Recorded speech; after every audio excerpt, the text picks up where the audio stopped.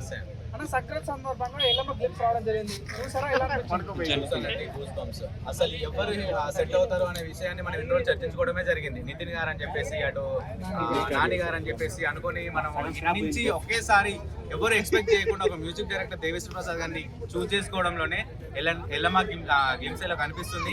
అసలు ఏంటండి అది ఒక వేపాకు ఎగురుకుంటూ వచ్చి మన దేవిశ్రీ ప్రసాద్ గారి వీపుని తాకింది చూసారా, అప్పుడే మన మనసును తాకేస్తుందండి. ఎల్లమ్మ సినిమా అద్దర కొట్టే పోతుంది. అటు ఎల్లమ్మ తల్లికి అంటే ఎంత ఫేమస్ అనేది మన తెలంగాణ ఆంధ్రాలో ప్రతి ఒక్కరికి తెలుసు. అదే విధంగా ఈ సినిమా కూడా బలగం అంతా హిట్ అవుతుంది, బలగం కంటే పెద్ద హిట్ అవుతుంది అని చెప్పేసి నేను ఎల్లమ్మ సాక్షిగా చెప్తున్నాను మీ అందరికీ. ఎల్లమ్మ సినిమా హిట్ అయిపోతుంది. అన్న ఎల్లమ్మ సినిమాని నాని రిజెక్ట్ చేశాడు, రిజెక్ట్ చేశారు అంటే స్టోరీ ప్రాబ్లం కాదండి. నాని గారికి ఒకటి వచ్చేసి ఆల్రెడీ దసరా పడింది. ఈ ఎల్లమ్మ మూవీలో కూడా కొంచెం రఫ్ లుక్స్ తో కనపడాలి. అదే లుక్స్ ని ఎవ్రీ టైమ్ రిపీట్ చేయడం అనేది కరెక్ట్ కాదు. ఒక హీరో వచ్చేసి లవ్ స్టోరీస్ అంటే ఒక్కో సినిమాలో ఒక స్టోరీ ఉంటుంది, అదే లుక్ లో ఉంటే పర్లేదు. కానీ ఇలాంటి సినిమాలకి లుక్స్ అనేది చేంజ్ చేస్తూ ఉండాలి. అనుకున్నటువంటి లుక్ ఆల్రెడీ నాని గారికి దసరా సినిమాలో కనబడింది కాబట్టి మళ్ళీ అదే లుక్ లో రఫ్ లుక్ లో నేను కొట్టేసుకొని మనం ఒక లాంగ్ హెయిర్ పెట్టుకొని కర్లీ హెయిర్ తో ఇదే సినిమాలో మళ్ళీ కనిపిస్తే బాగుండదు అని చెప్పేసి నాని గారు డ్రాప్ అవడం జరిగింది కావచ్చు. అలాగే నితిన్ గారిది కూడా అంటారా, నితిన్ గారు అనగానే మనకు ఒక ఇన్నోసెంట్ ఫేస్ కనిపిస్తుంది, ఒక లవర్ బై లుక్స్ కనిపిస్తుంటాయి. అలాగే నితిన్ గారు కూడా మళ్ళీ ఈ సినిమాకి సెట్ అవుతారని జనాలకు వదిలినప్పుడే చాలా మంది అన్నారు నితిన్ గారు సెట్ అవ్వరేమో అని చెప్పేసినటువంటి న్యూస్ మనం బయట చాలా విన్నాం. అందుకు అది డ్రాప్ కావడం జరిగింది. ఇంకా ఎవరిని చూస్ చేసుకుందాము అనే టైంకి ఇంకా కొత్త వాళ్ళతో ప్రయోగం చేస్తా నేను అనేసి మన బలగం వేణు గారు ఆల్రెడీ బలగంలో ప్రియదర్శి గారిని చూపించడం జరిగింది.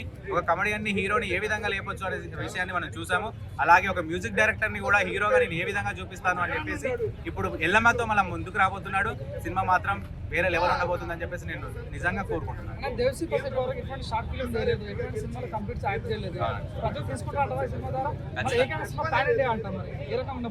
ఖచ్చితంగా తీసుకుంటారండి. ఫ్యాన్ ఫేస్ ఆయన ఏ సినిమాలో యాక్ట్ చేయకపోయినా, ఏ సినిమాలో కనిపించకపోయినా చిన్న చిన్న క్లిప్స్ లో మాత్రమే వచ్చాడు ఒక షార్ట్స్ లో. అదే విధంగా ఫ్యాన్ బేస్ మాత్రం దేవిశ్రీ ప్రసాద్ గారికి చాలా ఉంది బయట మనం చూసుకున్నట్లయితే. అంటే డిఎస్పీ గారు అంటే ఒక బ్రాండ్, ఆ బ్రాండ్ తో అతనితో సినిమా తీస్తున్నారు అంటేనే మనం ఎక్స్పెక్ట్ చేయాలి.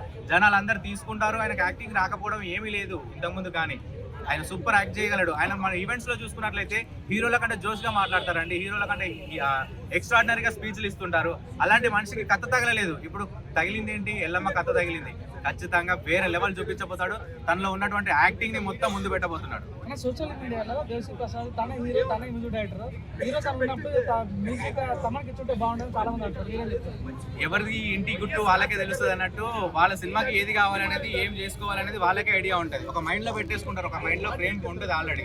ఏ విధంగా చేస్తే బాగుంటుంది అని చెప్పేసి ఇంకొకరి చేతిలో పెట్టడం కంటే నాది నుంచి చక్క పెట్టుకుంటే బాగుంటుంది అనే విషయంలో తనే మ్యూజిక్ డైరెక్టర్ గా, తనే హీరోగా రావడం మన మంచి విషయం. మనం నిజంగా చెప్పుకోవాలంటే వేరే వాళ్ళకి తెలియలేదండి, వాళ్ళు ముందే ఇమాజిన్ చేసుకోలేరు ఏ విధంగా చూపిస్తే ఎలా ఉంటుంది అనేది. దేవిశ్రీ ప్రసాద్ గారికి తెలుసు కాబట్టి నన్ను నేను చూపించుకుంటా అని చెప్పేసి రెండు విధాలుగా వస్తున్నారు. ఇటు బీజిఎం ఆయననే, మ్యూజిక్ ఆయననే, ఇటు హీరో ఆయననే, నటన ఆయననే. అంటే ఎక్స్ట్రాడినరీ ఉండబోతుంది అనేది మనం చెప్పాల్సిన అవసరం లేదు. లోనే మీ అందరికి కనిపిస్తుంది.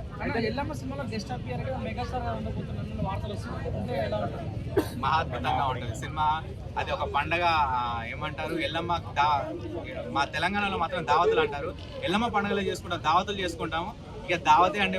ఒక్కొక్కరికి కళ్ళు ముక్క లేని ఏది దిగదు అంటారు కదా, కళ్ళు ముక్క రెండు ఒకేసారి చిరుగారి దేవిశ్రీ ప్రసాద్ గారికి ఎల్లమ్మ సినిమాలో కనిపిస్తే మాత్రం మస్తు మజా వస్తుంది. తెలంగాణ సినిమా ప్రపంచవ్యాప్తంగా కాబోతుంది. ఆ పసుపు కుంకుమ, ఆ డబ్బు ఎలా అనిపిస్తుంది? తెలంగాణ వైబ్స్ కనిపించాయండి. అంటే మనకి తెలంగాణ వాడు ఏదైనా చేయగలుగుతాడు, ఎంతైనా చేయగలుగుతాడు అనేది మన మనిషికి చాటింపు రావడం చాలా కొంచెం లేట్ గా వచ్చింది, ఆలస్యంగా వచ్చింది. బలగం వేణు గారు బలగంతో చూపించారు. ఇలాంటివి ఇంకా కొత్త సినిమాలు, కొత్త ప్రయోగాలు అన్ని తీసుకొస్తూనే ఉంటాం, అన్ని హిట్ చేస్తూనే ఉంటాం. తెలంగాణ తల్లి అనేది ఏం లేదండి, దేవత అందరికీ ఒకటే. ఒక్కొక్కరి ఊర్లో ఒక్కొక్క పేరుతో పిలుస్తుంటారు. మన తెలంగాణలో ఎల్లమ్మ అంటారు, ఆంధ్రాలో ముత్యాలమ్మ అంటారు.